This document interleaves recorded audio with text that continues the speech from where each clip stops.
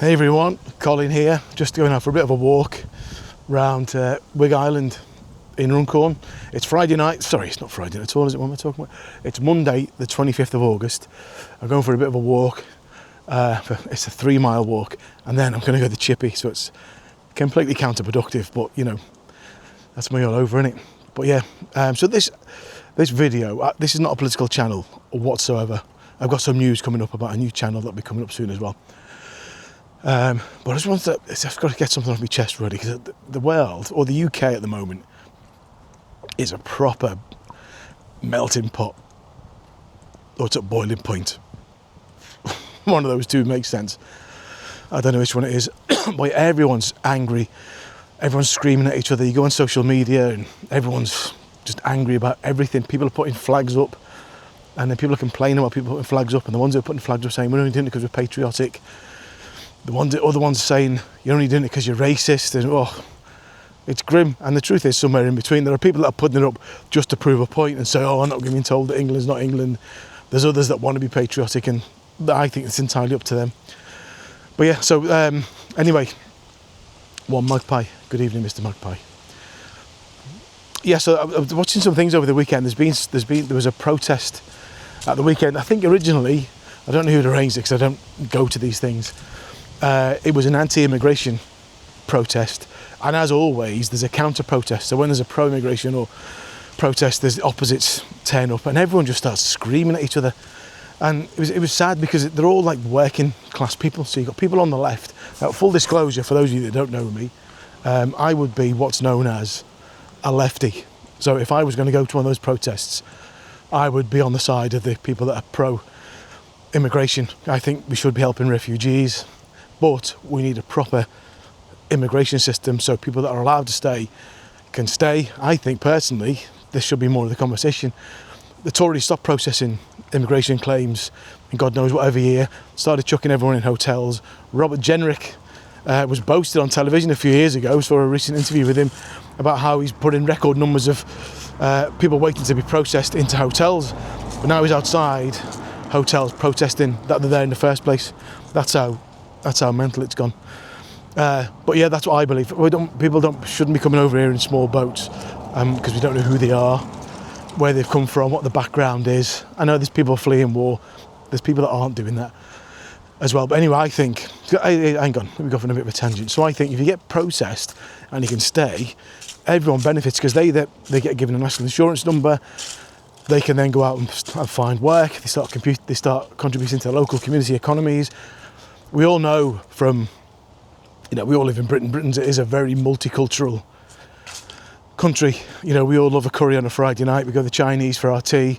We've got kebabs, we've got everything because of immigration. So we are a very welcoming country with a rich heritage of immigration. It comes from, from the British Empire as well when we were travelling all over the world. Maybe some people are saying doing unspeakable things, but bringing back all those influences, I think that's one of the best things about the UK. So people should be allowed to come over here and contribute because it makes the world a better place. But yeah, so the point, I'm going to come round back to my point. So yeah, everyone at these protests, so the people on one side start screaming at each other. The people on the left-hand side are just shouting Nazi scum off our streets and all of that, and then people on the other side are calling them all lefties and nonces, and it's just no one's having a conversation.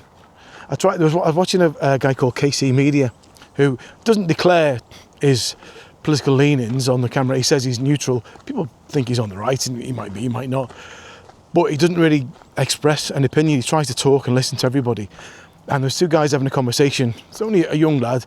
He was on the the anti-immigration side, I think, and there's a guy who was had his face covered. He was on the pro-immigration, and he was like a loud hailer and all this kind of stuff, and they were having a genuine chat. And the guy, the young Scouse lad, who was the one who was on the anti-immigration side, I think, I might be wrong there, maybe he was just having a chat. They were trying to talk about the perils of immigration. This guy was trying to explain why people were coming to the country. He was genuinely asking questions, and then people just come over and started joining in. And then it just got really heated because everyone was screaming. Some fella comes screaming over, saying they come here because they want the freebies, they want all the money, they want all this. And then some fella comes over with a loud hailer. He had the loud hailer, the other fella didn't, he was trying to have a chat. And he starts screaming Nazi scum in his face, and then just the whole thing just breaks down.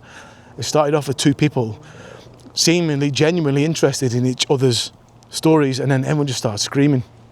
So more people just need to sit down and have a chat and listen to people's fears. I get that people are concerned about people that are staying in hotels. As a girl I used to work with, shared her own story, but she lives in a place in Warrington, and the Holiday Inn, I think it was called, there it was, has been turned into a refugee hotel. And she was sharing her experience of her and her daughters have been harassed by people staying in hotels, which is terrible, you know. And I've got no reason to doubt that this happened, because she's not that kind of person. So there are problems with people staying in these hotels, but there's obviously, you know, for everyone that's causing problems, there's probably 2 or 3 that aren't. I don't know, I might have just made those stats up. So people have got concerns, and they should listen they should be able to voice their concerns without being screamed at. This girl put a post out and people were backing her. Some people started coming up with some fruity language about people staying in the hotels and stuff. But at least people were, you know, no one screamed at her telling her, "Oh, take this post down, you're being racist." And that's what we need more of. People just having conversations, listening to each other's fears. And then people on the left might be able to, you know, put some of those fears at rest. They may not, but at the end of the day, should all have a conversation. Nobody has to agree. You know, you don't have to change your mind over stuff. Just have a different perspective, or at least respect people's opinions or thoughts. Because if you just start screaming at each other, no one's going to get anywhere. You're not going to change anyone's mind by screaming at their face with a megaphone. Do you know what I mean? And the saddest thing that I find about it all, I'm going to turn around now, is that the people that are at these protests, or the people that are arguing with each other on Facebook or wherever, they're just ordinary working class people that are turning on each other, which you know, is by design by the people at the very top. There's, you know, you've got people on the right of politics, like Tommy Robinson, Nigel Farage, stoking it all up and getting us to argue with each other. I mean, I'm not saying Tommy Robinson's part of the political elite. He absolutely isn't. But Nigel Farage is, you know, he's a multi-millionaire. Reform UK are backed by billionaires. And what they've done, it's an age-old tactic, they've done it for years, is they just get people to turn on each other, get working class people arguing with each other, because while we're all arguing with each other, they're just cracking on with taking all of the money for themselves. You know, it's like that 1% of people in the UK own, like, I don't know, 90% of the money. It's just ridiculous, all the inequality, and they just blame immigrants. There's a film called The Big Short from about 9-10 years ago. Cracking film. It's all about the big global financial crisis and crash of 2008, which is where all the banks basically were just gambling on people's mortgages, gambling on the fact that they wouldn't be able to afford to pay them, so you could then buy them back.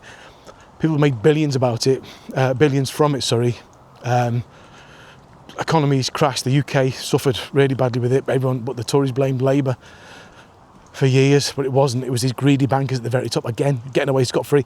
People that own the Royal Bank of Scotland, they got bailed out by the government, because if it didn't, people would have lost all their money. Got this fella called Fred Goodwin, £1 million bonus he gave himself, and the business, you know, the bank nearly collapsed, which would have took half the economy with them. So the people at the very top.